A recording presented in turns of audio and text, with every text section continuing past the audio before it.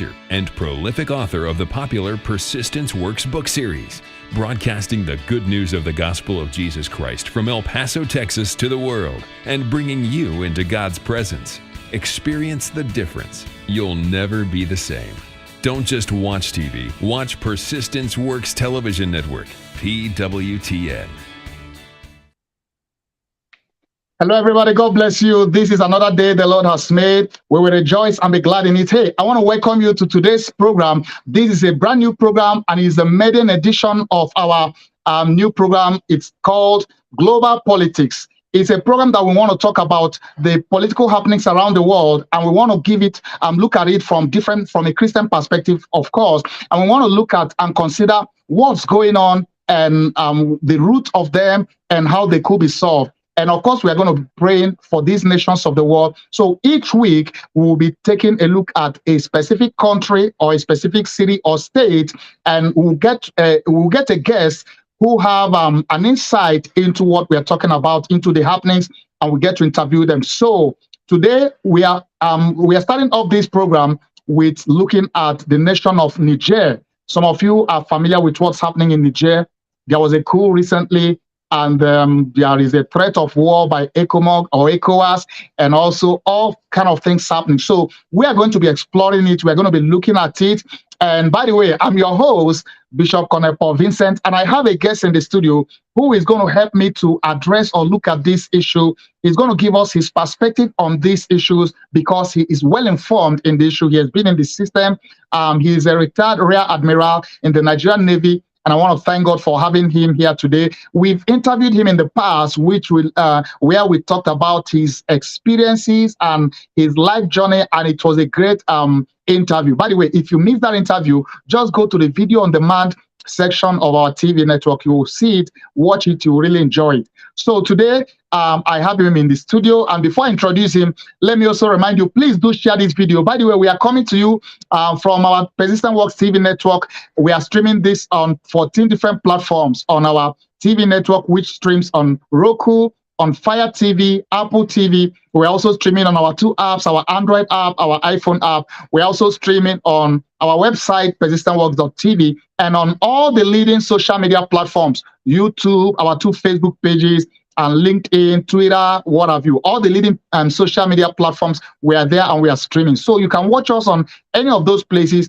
And if you are watching on social media, especially, please do share this and let it be a blessing to somebody. Hey, we need to be aware of what's happening in the world. Even we as believers, as Christians, some people think that being a Christian means that you are irrelevant in the world and the society you're living in and only be heavenly conscious. No, we need to be heavenly conscious, of course, but we need to be earthly relevant. And that's my philosophy. We need to be involved where we can to be able to make a difference in our community. So this program helps to enlighten us as Christians, as believers, so that we are informed about what's happening and we know how to pray. So that if you are praying aright. You are not praying, a prayer that is not going to make any difference, or that's from a standpoint of somebody who is ignorant. So that's the purpose of this program. Once again, I want to welcome you to Global Politics, Focus on Niger. Today's edition focuses on Niger. So let me come to my guest. He is Rear Admiral RAPHAEL OSONDU. He served in the Nigerian Navy and retired honorably, and he rose to become a Rear Admiral in the Navy. He had served in many capacities, and we have him today. His experience and expertise in the military within Nigeria, within ECOWAS sub-region, and within the government, that makes him the perfect guest to have for today. So I want to welcome him right now. Rear Admiral RAPHAEL OSONDU, my big brother, I want to welcome you especially to this special edition, the maiden edition of our Global Politics Focus on Niger. So welcome, sir, and thank you so much for coming on our show. Thank you, Your Lordship, for inviting me to this program. Wow, thank you so much. So we are going to be talking about Niger, as you know. Before we get into all the details and all the politics, let me just ask for your general perception. What's your perception of how do you perceive what's happening in Niger so far? Just a broad overview of what you think about it, your perspective on it. Thank you for that question. for every action, that is according to Newton's law of motion, for every action, there is an equal and opposite reaction. Yes. What is happening in Niger is a reaction of some injustices, some perceived injustices over a long period of time. And now the people are reacting through the military. Yeah. That's just the way I see it. Okay. Because there is no condemnation from within Niger. Yeah. They are actually celebrating. They are actually celebrating. So, which means they are reacting to something. Yeah. Wow. That's interesting. And we are going to get into more specific in different aspects. But the interesting thing also, I don't know if to say it's interesting, but the thing is that not only Niger has been involved in military coup within the past 2-3 years. A couple of about 4 African countries, in fact, within that same region, who they are all French colonies. They all have the same similar experiences. So will you say that the same force, the same driving force, injustice that played out in Niger, will you say that also was responsible in those other countries, African countries, Burkina Faso, Mali, Guinea, and all that? Well, you just said it. They are all Francophone countries. Yes. Yes, they are reacting to the same symptoms. The same symptoms. Yes, it is a wave blowing across Francophone countries. So, okay. And it has to start somewhere. Has to start somewhere. When it happened in North Africa, the northern part of Africa, it was a wave. Yeah. Starting from Tunisia, and it cut across Egypt, Libya, and all this. So the one that was popularly called the Arab Spring, right? Arab Spring, you have got it. Yeah. So that's this one now is the Sahel Spring. If I may.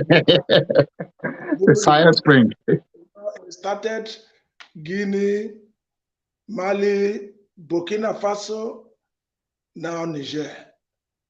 You know, and we have another DG in my place here in Nigeria, in Igbo land, in particular the eastern part of Nigeria. Yeah. That they say when a child is crying and pointing in one direction, it is either the father's relative or the mother's relative is there. Okay. So for this wave of change in the Sahel region, Guinea, Mali, Burkina Faso, and now Niger, that means there has been something wrong somewhere. Something has been going wrong for a long time. Somewhere. And now the people are reacting. And when somebody is pushed to the wall and he has nowhere to run to, he will bounce back. Of course. So what we should be more interested in right now is to find out the causes of these symptoms. Okay. I'm not just looking at the symptoms. Okay. It's just like somebody who has malaria. The symptoms of malaria, maybe headache, fever. Yeah. What is causing those symptoms? It's mosquito bite. Yes, so if you want to treat the symptoms, you must find out what is causing the symptoms, and you get the appropriate medication to treat it, to deal with the causes. Yeah. As you are treating the symptoms, you take care of the causes of the symptom. You uproot the causes, exactly, so that there will be no manifestation of the symptoms again. So that's the situation in that region. That's interesting. Something is wrong somewhere. Something is wrong somewhere, and the world should not pretend that they don't know. That all is well. That's right. Okay. So it is, there's something that we should know as members of humanity. Yeah. That silence means consent. When something is going wrong and you look the other way, you are guilty as the person who is committing that crime. Exactly. The world knows exactly what is happening. And they should come out and condemn the causes of those symptoms outrightly. Outrightly. Yes. And there will be peace everywhere. You see, nobody is asking for just peace. They want justice and equal rights. That's just all. Exactly. So that's the situation. The way I look at it. That's interesting. We shouldn't play games about what is happening. I love the fact that you mentioned or you talked about the root cause. And I think we are going to get into it now, because often when things happen without people knowing the root cause of why things are happening, and people can actually misjudge or have the wrong opinions. But when people try to know the root cause of something happening or not happening, then the cure can become more, like you just said. You treat malaria by treating the cause, the root cause of it. So we put together a video. We are going to get back to this now.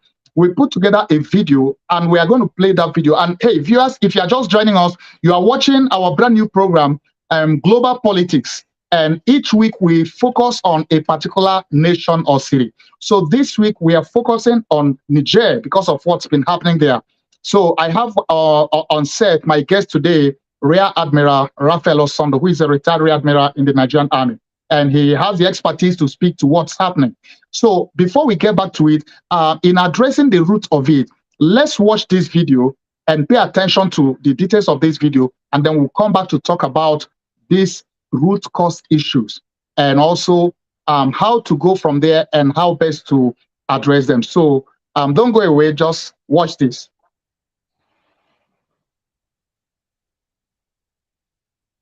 Watching Persistence Works Television Network, PWTN. France remains as a member of the UN Security Council, and yet France today remains one of the biggest perpetrators of human rights violations in Africa. And everybody is giving it, the world is giving it a blind eye. United Nations, it is a body that's supposed to be the watchdog for human rights violations. France remains the biggest risk to peace and security in Africa today, and nobody is talking about it. France did something absolutely deplorable. Made the former colonies, because they still are colonized, sign a document which they called the Pact for the Continuation of Colonization. Dig this. On one hand, we're giving you your independence, but on the other hand, sign this document that you are agreeing to continue to be colonized. So two countries said, no way, Jose, we ain't doing this. Guinea and Mali. The French could not understand it. How could an African country dare not want to be affiliated with France? So in their anger, history tells us that they went into those two countries, took everything that they thought they had brought, proceeded to pour concrete into the sewage pipes, completely devastating the two economies. This was also done as a way of letting the other countries know that should you refuse to sign this document, this is the fate that awaits you. So the rest of the countries signed the pact for the continuation of colonization remains in place. What is special about this? The Pact for the Continuation of Colonization said, 1, you shall deposit 85% of your bank reserves with the French Central Bank under the control of the French Minister of Finance. The French government will take all your monies, collectively invest your monies in the French stock market under the French name. And you don't have to know what the returns are. Should you wish to access some of your money, keep in mind that countries are now left with only 15% of their reserves. You have to submit your country's financial report, and if approved, you get to access up to 20% of your deposits from the previous year as a loan at commercial interest rates. I'm going to repeat that. Should you want to access some of your own money, you have to submit your own country's financial report. And if approved, you get it as a loan at commercial interest rate. So you go from having a humongous credit with France to now owing France for borrowing your own money, a loan that you'll never be able to finish paying. They also said, all your minerals discovered and yet to be discovered, French companies have the first right of refusal. You go to those countries today, all major contracts, French companies have the first right of refusal.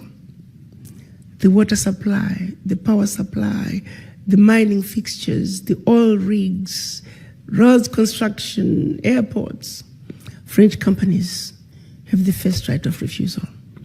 If anything is left, the people in your country may get it. They also said, your military can only be trained by France. You can only purchase military equipment from France.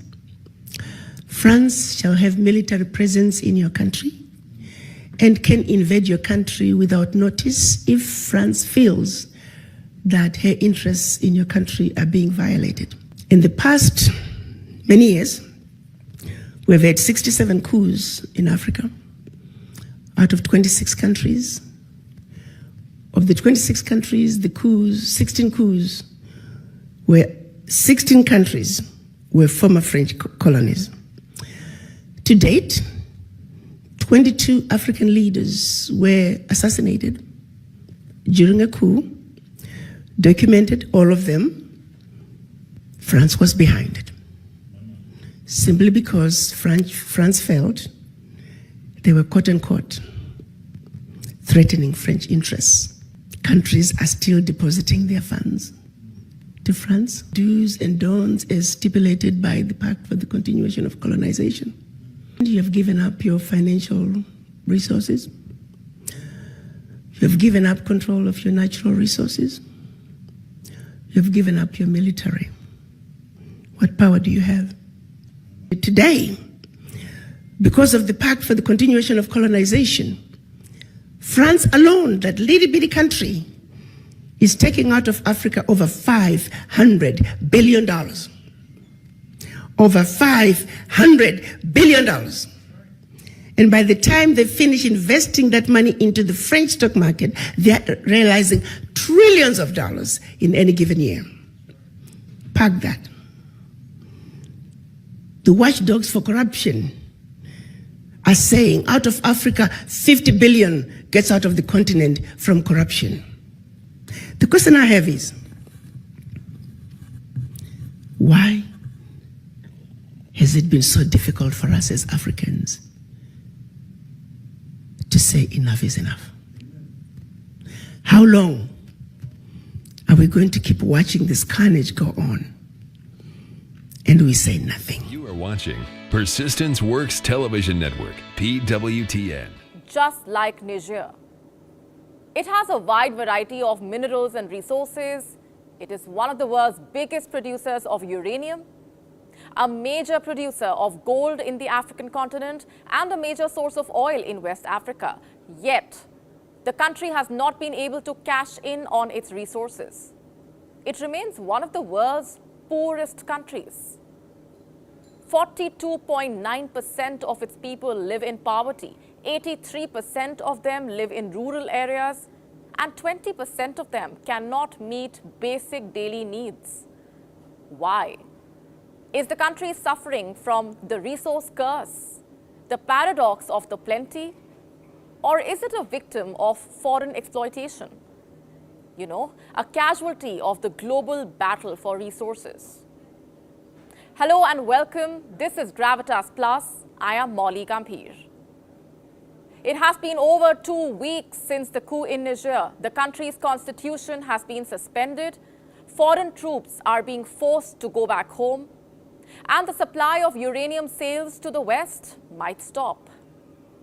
That's right. Niger's junta is threatening to stop selling uranium to the West, a move that might hurt Western nations deeply. And here's why. According to a World Nuclear News report, Niger supplies around 5% of the world's uranium, a resource critical to Europe's nuclear energy. According to the Euratom Supply Agency, the EU purchased around 2,905 tons of raw uranium in the year 2021. And this, by the way, represented about 24% of the EU's uranium imports, putting Niger ahead of Kazakhstan as the EU's leading source of uranium. Which European country buys the most uranium from Niger? France. Niger accounts for 15% to 17% of the uranium used to generate electricity in France. So if the junta halts the supply of uranium, France would be the biggest loser. And observers say that Paris invited this upon itself. Have a look at this 2013 report. It was published by Oxfam. It said that France was making a killing, profiting off the uranium in Niger. Yet, the people of Niger have seen almost no benefits from this uranium extraction. 1 out of every 3 light bulbs in France is apparently lit because of Nigerian uranium. Yet, in Niger, nearly 90% of the population has no access to electricity. Why is that? Why is the world's 4th largest uranium producer and a strategic supplier to France still poor? Why has it failed to benefit from the revenue of this extraction? Here's what Oxfam said. The multinationals that are mining uranium in Niger have a habit of signing secret agreements and indulging in closed negotiations. There is no transparency and there is no equity.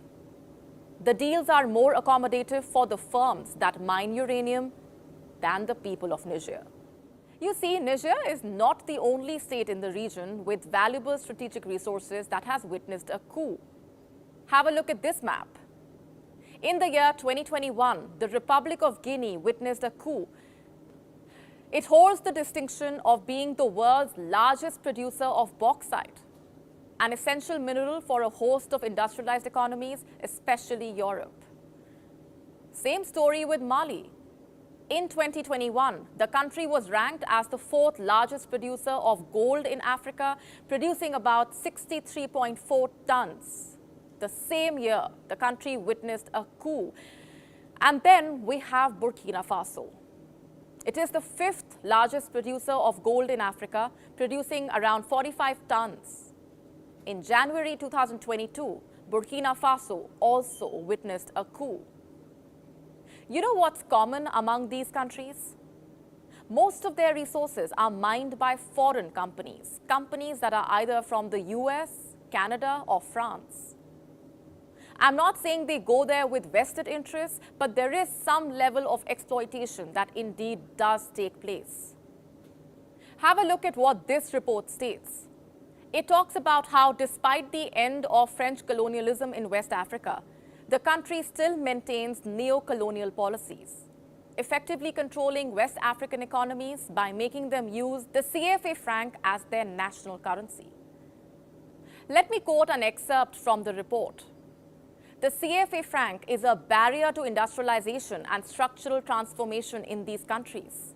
It is a neo-colonial device that continues to destroy any prospect of economic development in user nations. And this economic exploitation, by the way, is just one piece of the puzzle. The other is military dominance. You see, the United States has one of its largest and most important drone bases in Niger. The Air Base 201 It cost $110 million to build and an additional $20 to $30 million per year to maintain.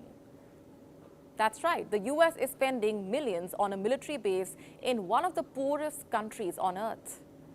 This base has been functioning for years, yet it has not brought the Nigerian people any prosperity.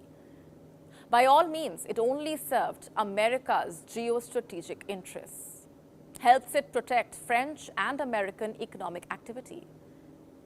The point I'm trying to make is fairly simple. This external influence and interference in West African countries, coupled with the unchecked extraction of the region's vast natural resources, may explain why the militaries and the people of these states have risen in revolt. Their actions cannot be justified by any means. But maybe it's not just power that they are seeking.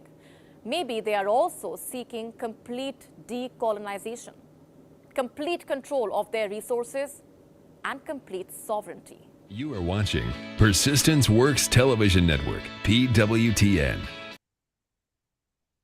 Viewers, welcome back. Welcome back. Well, we have just watched what I would say is the root of, Rear Admiral, you talked about the root of the problem. What we've watched, I would say, is the summary of the root of the problem in Francophone Africa. And these videos just highlighted it and got to it. So what do you say about the video and the points they made? These are verifiable statements. I wouldn't call them allegations. They are verifiable statements. And for those who have had the opportunities of visiting these countries, you will see poverty personified. During or nationalized, let me use the word, poverty nationalized. Yes. I've had the opportunity of visiting Senegal, Guinea, Burkina Faso. You discover it is the same trend, just as have been outlined by the two presenters. You cannot have a country in a country and you say you are a nation. A visit to Senegal, Dakar in particular, you will see the French naval base with good platforms, that means ships and boats. And you see just a distance from there, the rickety Senegalese naval base. you see trawler-looking, canoe-looking types of ships. So dilapidated, and you say this is a national naval base, and this is the French base.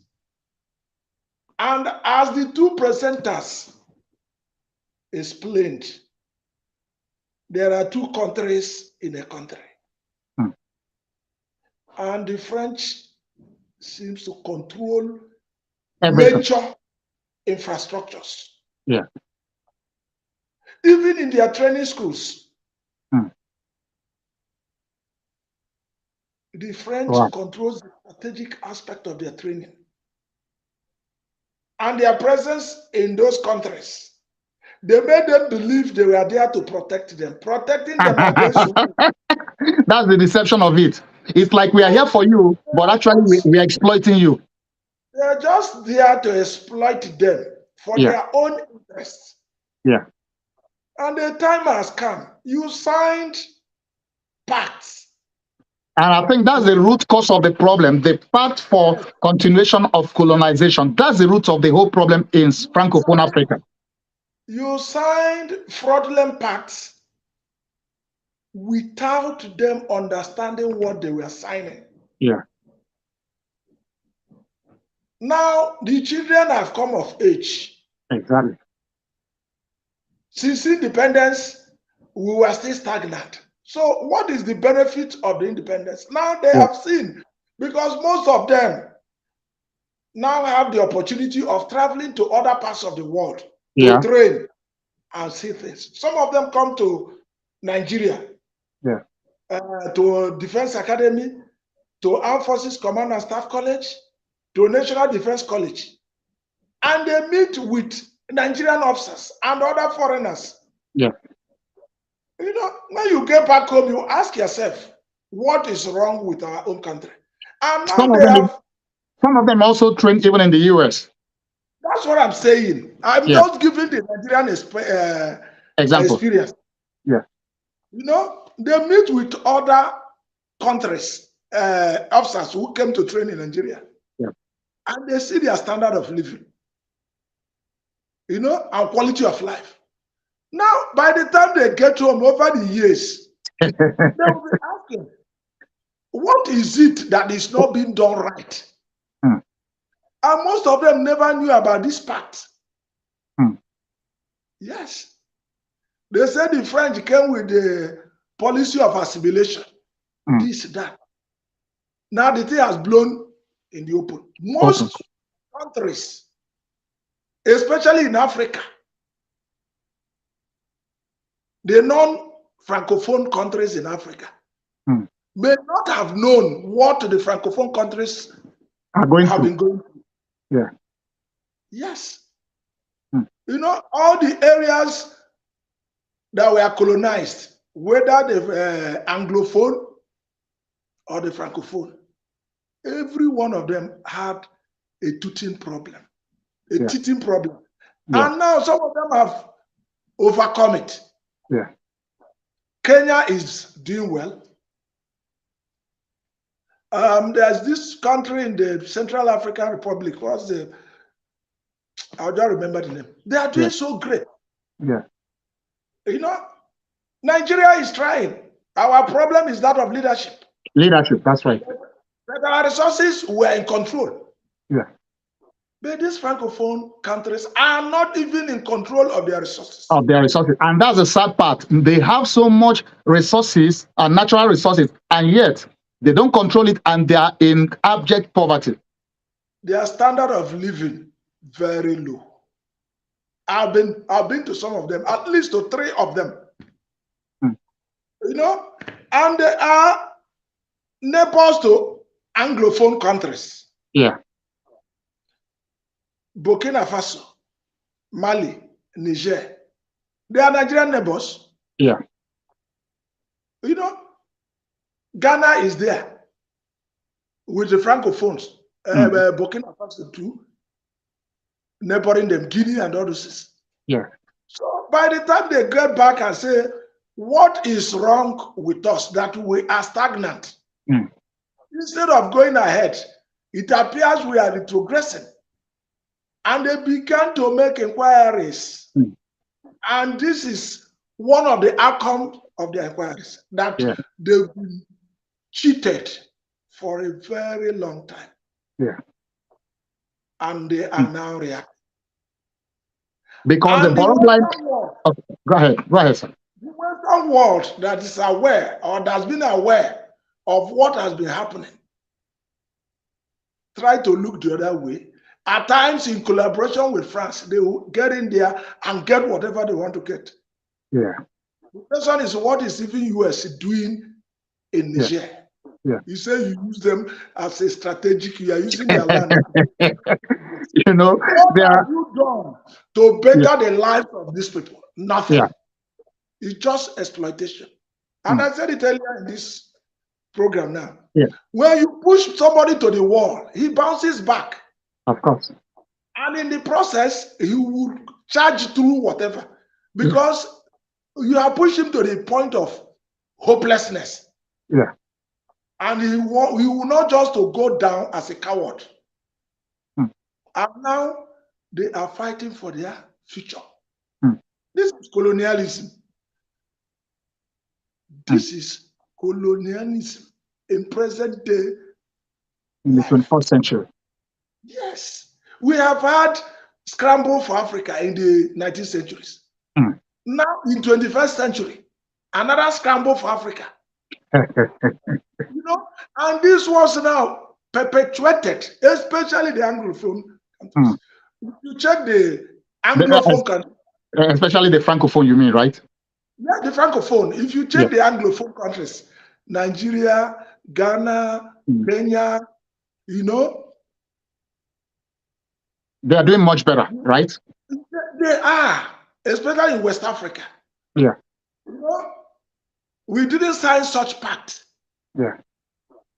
We were under the British colonial rule. 1960, they gave us independence. By 1963, we became a republic and cut all colonial ties. Yeah. You know, and by 1973, I think Nigeria had her own currency and stopped using the pounds. And you move from right-hand driving to left-hand driving. You know, we moved from left-hand driving to right-hand driving. Yeah. You know, so we started borrowing things from America, from Russia, whichever one that suits us. Exactly. That is how a nation should be. You know, but this one now, perpetual enslavement. Slavery. Because the currency, the economy, the natural resources, the military, everything is owned and controlled by, you know, France. By France. For how long? And you collect my money. He said I should deposit. Now I want to collect part of my money. You say you can only give me a certain percentage, and that's a certain percentage of my money. I will pay interest again. As a loan. That is man's humanity to man. You know, like the first lady that talked about $500 billion every year that France takes out of Africa, which is Francophone Africa. You see, it's just so heartbreaking that I'm kind of thinking they didn't wake up early enough. They should have fought back much longer, because this has been going on for 1960 to now. That is over 60 years. Am I right? That's over 60 years now. It takes courage. You are right. Courage, determination, dedication. And willing to sacrifice. That's what I mean, courage. Yeah. Once you are courageous, you are ready to sacrifice. Yeah. Look at it is now the president of France is apologizing for their very wicked policies. It started with Algeria, apologizing to them, which means they have admitted that they've been cruel to Africa. Yeah. You know, now that he has apologized, yes, let's watch. Are they going to resign and cancel such pacts?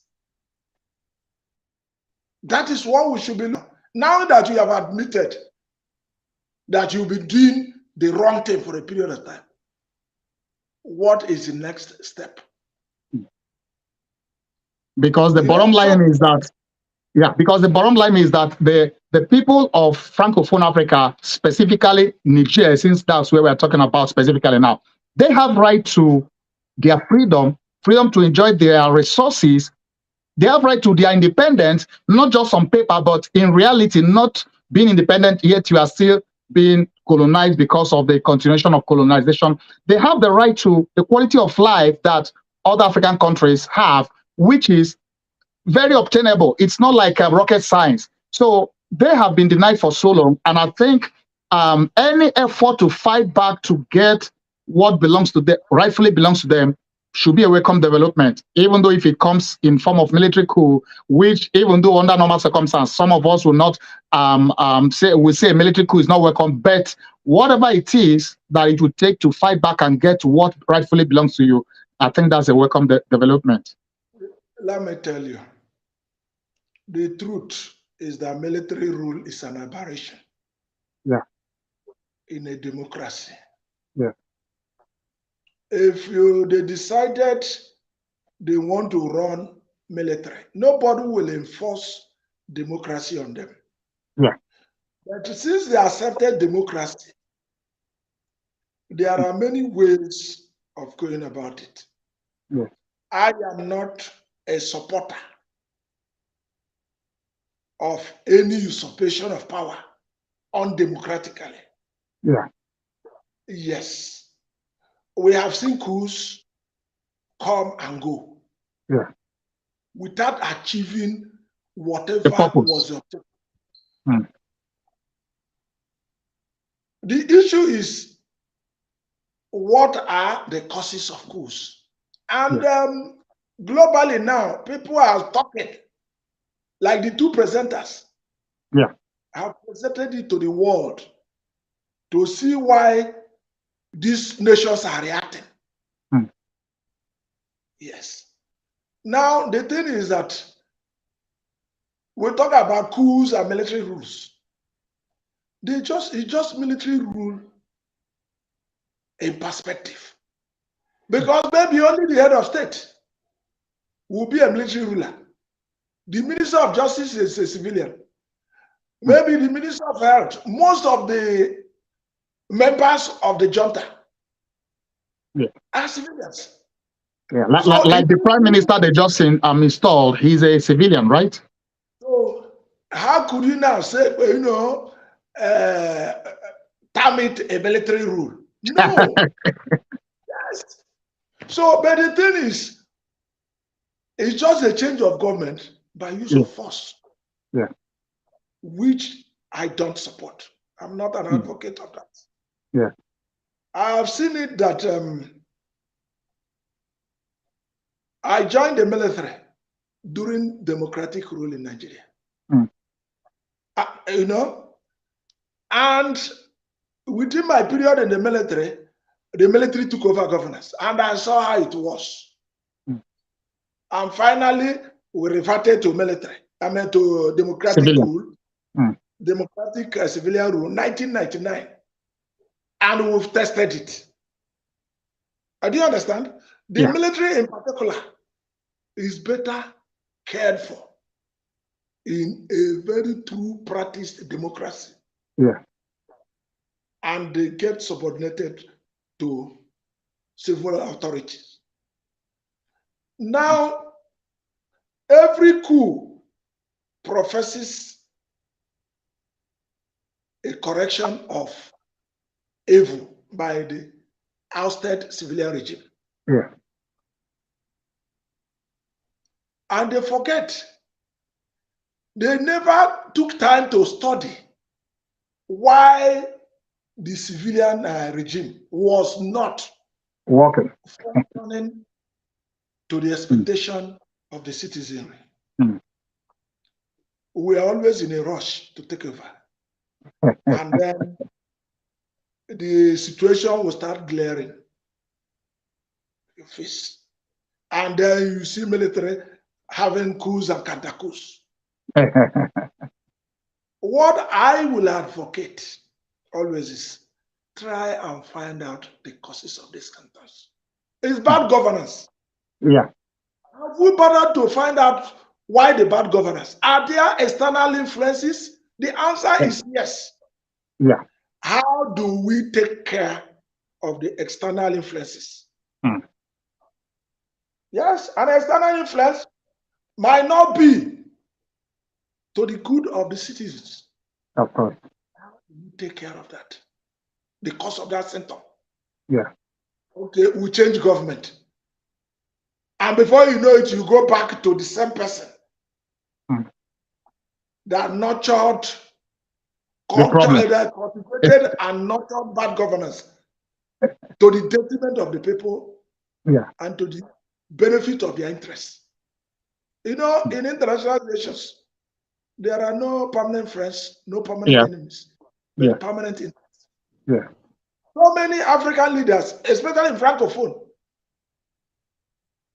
were assassinated while in office just because they wanted to table before the colonial masters the wrong, and they stopped dancing to their interests. Yeah. They eliminate them through their brothers too. Yeah. Through coup, they eliminate, and before you know it, you are indoctrinated. And some of them are very good at giving money. They will give you money and money, say overthrow this government.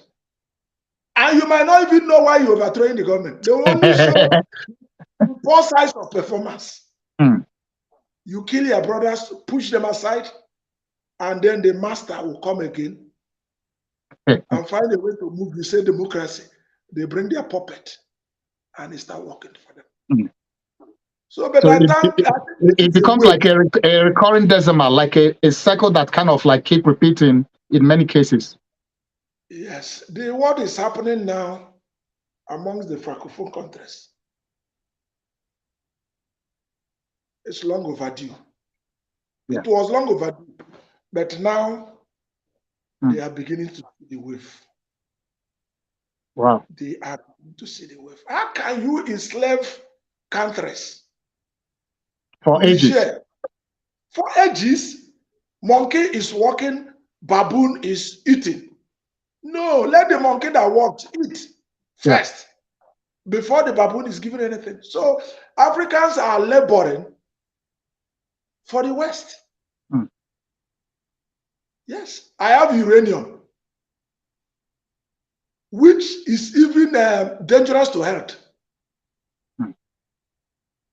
The people are languishing in poverty. You are excavating their uranium, mining their uranium, and they get nothing. And the little I get locally, you say I should come and deposit with you. Okay, I deposit. I deposit with you. Next day I come back and say, I want just a little of what I deposited. It becomes a loan. Okay, I am not giving you that. You can only take this. But this is interest you take, you pay. On your own money, you are getting back. Yeah. It is absurd. It is mass inhumanity. It's mass inhumanity. Their reaction, yes, is sending a message across the globe that it might no longer be business as usual. It's not going to be business as usual. That's right. Yes, but let it not be unnecessarily prolonged before it will become counterproductive. Okay. Yes. Wow. Thanks so much for that perspective. We are coming back to all of this discussion from another angle. Well, viewers, if you are just joining us, you have been watching Global Politics, and we are focusing on Niger. This is a new program we started on Persistent Works TV network. We are streaming on 14 different platforms from our Persistent Works TV network channel to Roku, Amazon Fire TV, Apple TV. We stream on our 2 apps, our Android app, our iPhone app, on our website, persistentworks.tv. We're also streaming on all the leading social media platforms. So wherever you're watching, please do join, do share this video. Let it help somebody understand what is happening. We've been talking with Rear Admiral RAPHAEL OSONDU. He's a retired Rear Admiral in Nigerian Navy. And we are focusing on, we are talking about the nation of Niger and the recent coup, what's been happening. I'm sure you are getting some insight into the root. We are trying to get to the root of the problem and why things have been like this, not only in Niger, but in Francophone African countries, which are countries that include Côte d'Ivoire, Niger, Chad, Mali. I think there are about 16 of them also that make up those Francophone countries. So we are getting back now. Yeah, Rear Admiral, you see, France's past, let me say evil past, and the realization of how they have exploited Francophone Africa is now giving rise to creating opportunity, I would say, to Russia, for Russia to step in, because you will see that Russia is beginning to, and because Russia doesn't have that imperial past, you see that most of these African countries, especially the Francophone ones, they are now beginning to tilt towards Russia, looking up to Russia, in recent time. And Russia has also been making moves. They've had the recent Russia-Africa, a kind of conference where they are really making every effort to penetrate Africa, and actually I would say to uproot France where they had their hold and supplant their own presence there, which is why groups like Wagner, the Wagner group has been much present. Actually, I just read and discovered that Wagner has over 5,000, do I call them troops or men, across Africa. And countries like Burkina Faso, they look up to actually Russia, and through Wagner is providing all the support, economic, military, and what have you to them. Even even this Niger we're talking of now, you see that one of the backup plans they have is Russia and the Wagner Group. So you see that most of these African countries are beginning to look to or tilt towards Russia. And Russia itself is making bold moves to, get involved or to get into these countries. And while that is that on one hand, on the other hand, I also see it as a carryover of what's happening with Russia, Ukraine, because you know that the war with Russia and Ukraine and all of Europe, of course, US is involved, but is predominantly Europe and NATO and Russia. Now, at the heart of it all is all about control. Russia feels that NATO is getting too close for comfort, building their bases and having everything close like almost under their nose. And in trying to, they've spent like 8 years trying to warn them, hey, stay away from my backyard, and that didn't seem to fly until they launched the attack to strike. And with the sanctions and everything happening, Europe fighting back, there has been that battle whereby Russia and Europe has been, and we all know that Europe depends on Russia for like 40%, over 40% of the energy source in Europe comes from Russia. And they have other projects going on, energy projects going on until that war. So as a result of that, they did cut some of those deals. They did place sanctions, and Russia fought back too and tried to, even this uranium, much of the supply came from there, but now they are kind of trying to block everything. So their hope is looking to Africa. So if we don't get energy and uranium and all that from Russia, hey, we have other options. So you now see that there is a bigger picture where Russia itself and the role they are trying to play in Africa is also trying to, the way I see it, is as if they are trying to block France and Europe too from where they think they are going to get a substitute for what they could have gotten from them. And all of that is playing out. So what's your perspective and what do you see as to how the role Russia is about to play in Africa? And do you think it's going to be a good thing or not so much of a good thing for Africa, especially those Francophone African countries? Well, thank you. This is the second scramble for Africa. None of them means well. Okay. To Africa. For Africa. None. Both the West, Russia, they are just coming around to see what they can grab. Okay. Has any of them ever come to say, I'll do this for you free? I'll do this for you free without asking for anything? The answer is no. No. It is a scramble, second scramble for Africa. Mm-hmm. Russia wasn't imperialistic at the beginning. It never mattered to them. Yeah.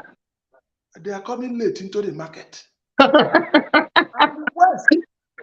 the West is not ready to relinquish anything to Russia. Yeah. And where is the battleground? Africa. Yeah. Most of the raw materials they use for their industrialization comes from Africa. Africa. Whatever they use to sustain the industrialization is from Africa. And what are we getting in return? Nothing. Nothing. They take their raw materials at no cost or peanuts.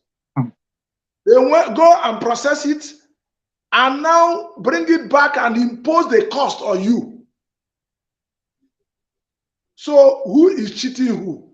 We have not get anything from them, and they make sure we do not industrialize. Yeah. You go to their areas, you see Africans at the top technical positions, science positions, engineering positions, working for them. But down in Africa, they will never allow you to industrialize, so that they will keep on exploiting natural resources, raw materials, and imposing their finished products on us. So what is happening in Niger? He said Niger is turning to them. That's another new, colonialism. The devil you know is better than the angel you don't know. Yeah. Because that angel might be an angel of destruction. And you go and embrace it. Russia and I didn't mention China too. China is also in the picture, even though not militarily. I said China, even India. Everybody is Africa. Second scramble for Africa. Whatever is left, they want to get from whatever the British and French could not collect by now. They want to instill revolution. They want to instill coups and all those things so that they move in. Are they going to be better? We are saying that we are tired with the colonialism. And you are coming from backyard as if you are coming to help me. What is your objective? To take over the colonialism from a different perspective. Okay. So, who has Russia ever helped free of charge? The Nigerian experience is still there. Ajokuta steel mill. Has it worked? It has not worked till today. You know, and when they want to work for you, they work with something you can never sustain except by them. Have you been to Russia? I've been to St. Petersburg, Russia, the first capital of Russia. You will see some trains that we may not allow to run here, dilapidated, and they apply the rails. You see some funny things, and you'll be wondering what makes a war power. Is it just nuclear heads? Do you understand? Let them help themselves first. They have a lot of areas to help their citizens, infrastructurally and otherwise. You have not settled their home. You are now coming to settle my own home. It is not proper. That is hypocrisy of the highest order. Let them leave Africa alone. Before the colonization, Africa survived. We had very good political systems. Exactly. We were making do with all natural resources we had at our disposal then. We weren't extinct. Now you came over through religion and whatever, and now you took over our land. You started with slavery. When that one was stopped, you moved in. Before they were not coming to stay because they had not discovered such natural resources. Okay. The only resources that were available was human resources. They came. When slavery was disbanded in the 19th century, they now moved in to check the hinterlands and discovered abundant resources.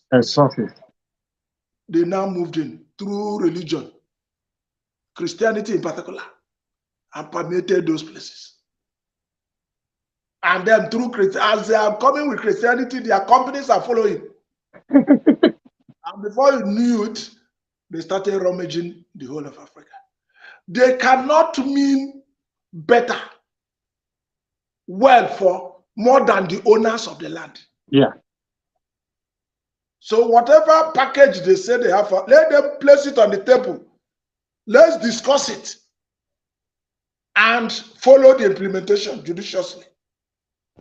They will now bring obnoxious pacts with which they deceived our forefathers. And those ones, we are just more concerned about independence. They didn't bother to check the clause. You were talking of depositing some certain percentage. So it did not matter to us. What we wanted, okay, we'll be on our own. We just want to be free. We'll be putting our things there. But they didn't see the clauses where they said you could not take more than this amount. And even when you are taking that amount, you will be paying certain interest on your own money. Now we have realized it. People are now more read, more exposed. Awareness has entered everywhere. And they are telling you this pact can no longer work. It is no longer applicable. and you are saying no. Why wouldn't they react? Enough is enough. The earlier they begin to think of an equitable way of assuaging African nations and Africa, the better. Russia has nothing better to offer us. Okay. India has nothing. UK, Britain, US, nobody. They are coming to exploit.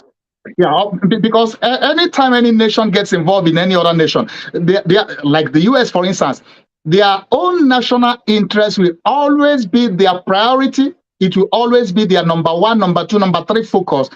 And that brings me to the follow-up question I want to ask now. So you see, why all these countries, as bad as much of what they've done has been to Africa, while all of that, be that the case, they are looking out for their national interests. They care for their national interests. Now, where is the African leaders' patriotism to care for their national interests, to be able to say, hey, no, this is not going to favor my people. No, this is not good for our nation. We want this because this is what's good for our nation. Because the problem is that our people, our African leaders, have past and present, they have always looked out for their own personal interests, and that's the root of the problem that all these other powers are exploiting. So if I just buy maybe the president, whoever the president be, or the governor, if I just give him some money or bribe him and make him happy with whatever it is I offer him, it doesn't matter whatever the national interest or the interest of their people. So I think that's the problem. So how do we address that? How do we, just like what's happening in Nigeria now, with all due respect to the Nigerian system, I have zero respect for the present Nigerian government, because I don't feel they have any right to go fight or go talk about coup, because what happened in Nigeria was a civilian coup. We all know and followed the election that it was rigged, completely rigged. But you see, they manipulated their way through, even though I still want to trust the judicial system that the right will be wrong. But the fact that people are more interested in their selfish interest, what they get, and they get into power, then the world powers come and they exploit that. So what do you say to that situation, which informs part of the problem of Africa? You see, Nigeria doesn't have, as far as I'm concerned, a national interest. Okay. Yes. Nigeria does not have a national interest. I don't care about what is written in the papers. For you to say Nigeria's national interest, what is it that if you do to Nigeria, Nigerians will react in one direction?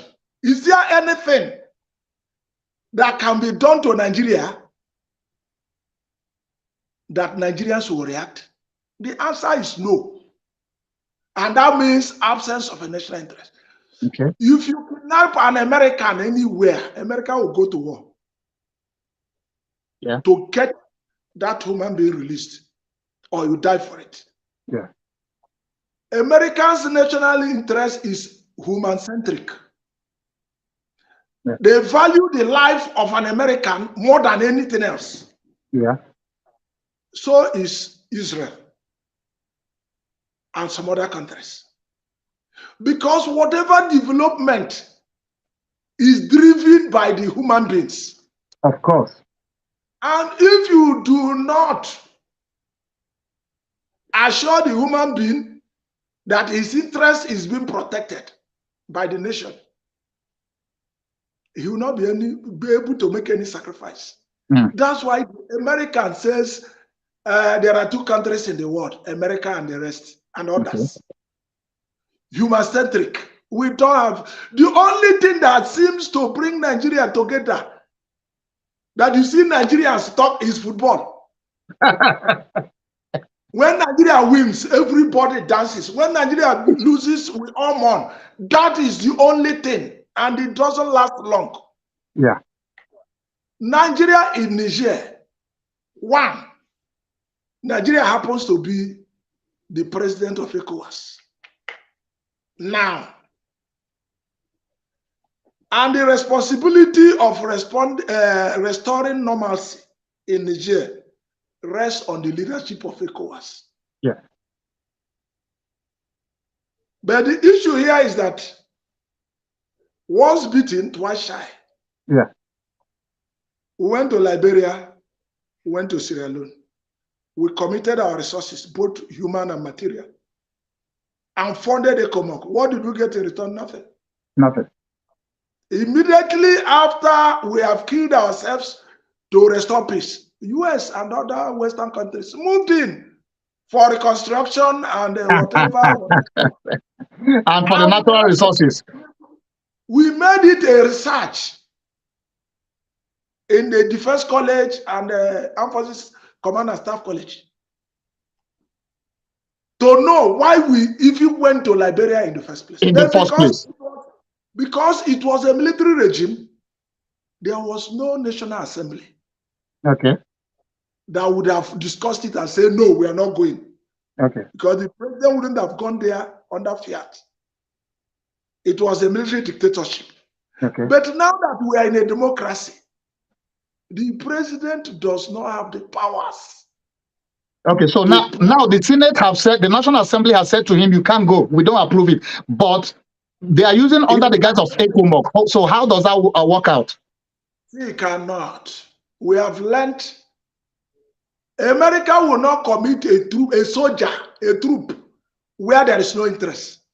And before they commit that person, the national interest of America will outweigh whatever losses they may incur. Of course. Do you understand? America has never committed troops, even Britain, to peacekeeping missions. Yeah.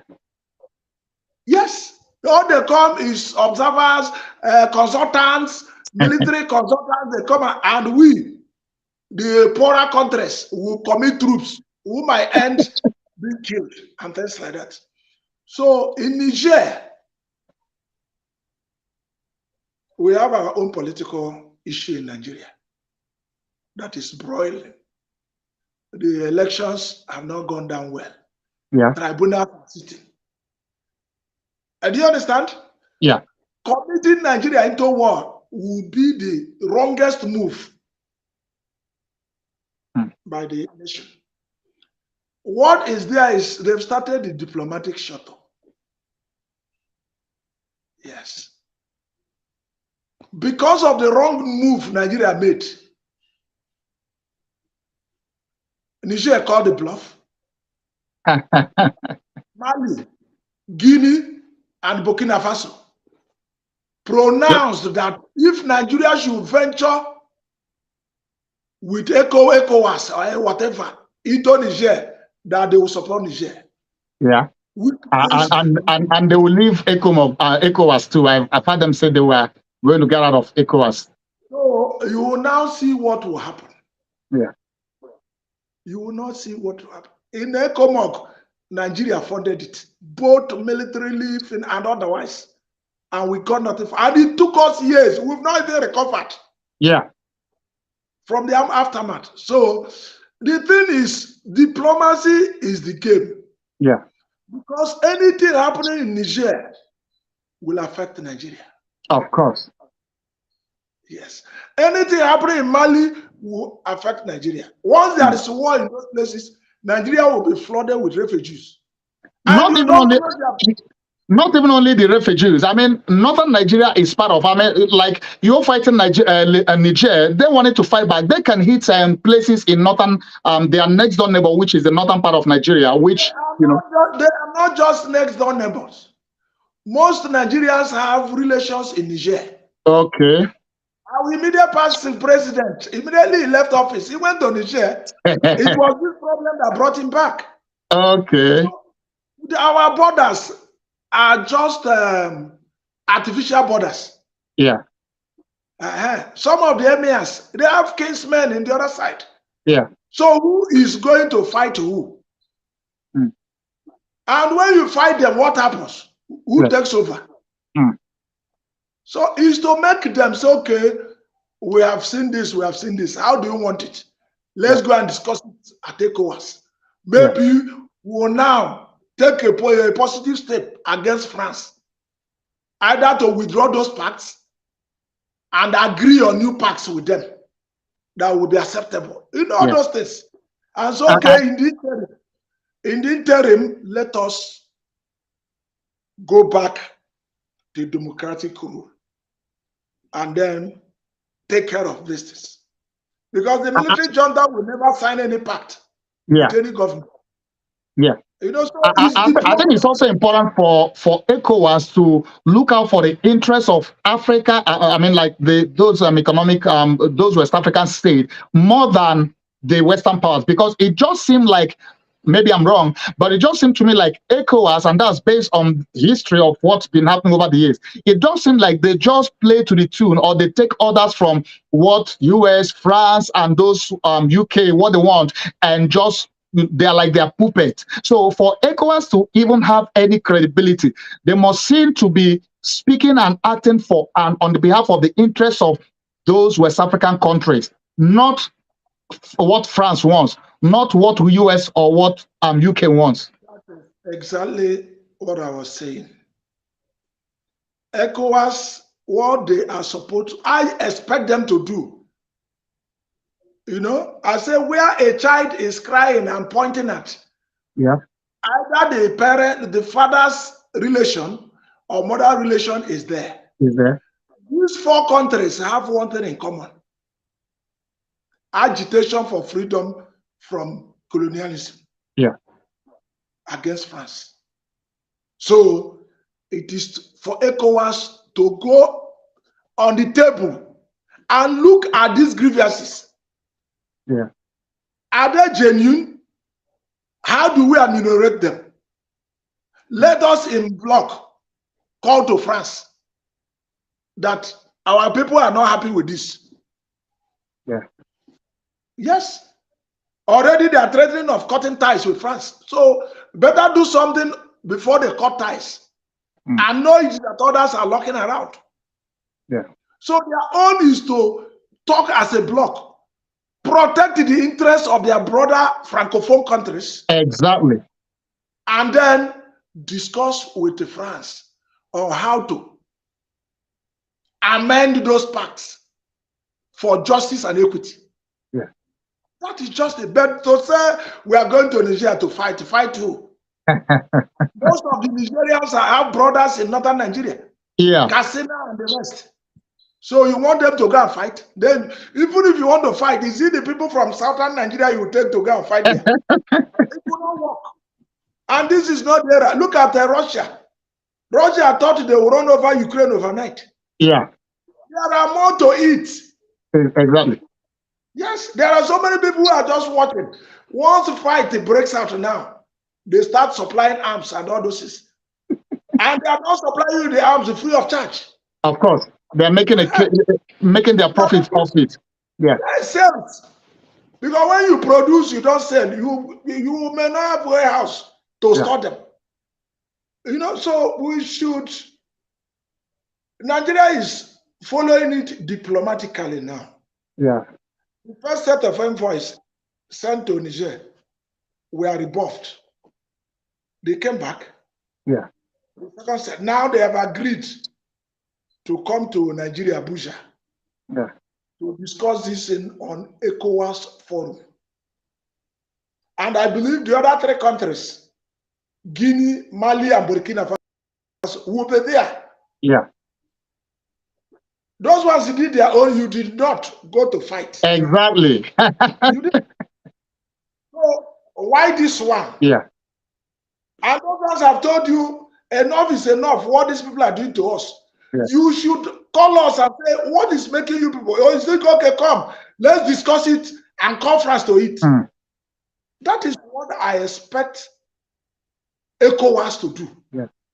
But that of intimidation, it will not work. It will work, especially for a military regime. The Nigerians are ready, and they know that by the time you say you are coming in, most of them are already in Nigeria. Most Nigerians are in Nigeria. Doing one business or the other. Then they will become enemy with it. And cause more havoc for us in Nigeria. Exactly. That's why I was saying that at the end of the day, they will also fight back and Wow. I really want to thank you for your perspective and much of what we've been sharing. I know that most of these things, especially you having the military background, and you have actually been involved in some of these missions and been to some of these places. So I felt, and I know that you are, one of the best persons to really talk about this issue. And I'm sure that our viewers have really enjoyed and gained insight to what we have been talking about. Hey, viewers, if you are just joining us, this is Global Politics on Persistent Works TV network. And we have been talking now, the focus today has been, or this week, has been on Niger because of the recent coup that happened there. And I've been talking with Rear Admiral RAPHAEL OSONDU, retired. He's a retired Nigerian Navy Rear Admiral, and he has a vast experience in these things, and we have really done good justice to this topic and been able to talk about different aspects of it. And I want to thank you so much, Rear Admiral, for your time and coming in and much of what you've shared and the perspective that you've offered. And I love the fact when you say that, hey, they are all coming for their own interest.